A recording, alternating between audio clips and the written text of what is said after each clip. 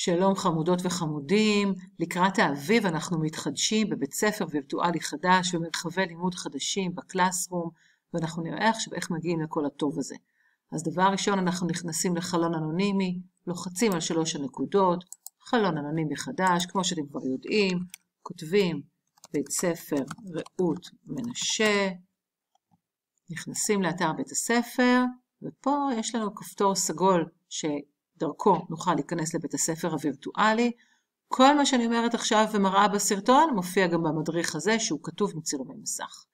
ניכנס לבית הספר הווירטואלי. דבר ראשון, כדי שידע בכלל מי אנחנו צריכים להתחבר. לוחצים פה על התחברות, ובעצם אנחנו נכנסים עם ההזדהות האחידה שלנו.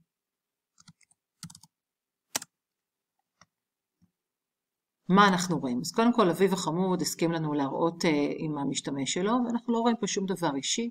מה שאנחנו רואים פה, כל תלמיד רואה, יש אפשרות להיכנס למייל ולדרייב, איפה שמוחסנים לנו כל המצגות והמסמכים. בקלות אנחנו נכנסים לכאן, ופה מופיעים לי מרחבי הלימוד שלי. כרגע מופיע לנו מרחב הלימוד אחד של כיתה ט', בהמשך יופיע לנו גם מרחב מדעים, מרחב אנגלית ועוד כמה מרחבים בהתאם למה שצריך. אם יש לי איזושהי משימה או יש לי שיעור עכשיו עם הדס בכיתה ט', אני נכנסת לפה. אם יהיה לי לשיעור מדעים עם עיניו, אני אכנס לאותו מרחב מדעים של כיתה ט'. לוחצת, נכנסת. במקרה אני יצרתי את המרחב הזה, אז מופיע השם שלי, אבל זה המרחב של הדס לצורך העניין. נכנסים, כבר אנחנו מגיעים.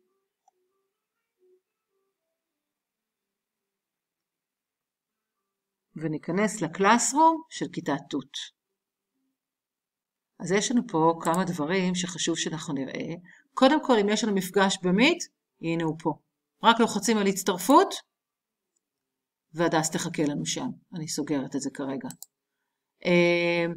מה שעוד יהיה, יש פה כל מיני הודעות שהדס עם הזמן תכניס. כרגע אין פה שום דבר, אבל במידת הצורך היא תוכל להכניס עוד כל מיני משימות.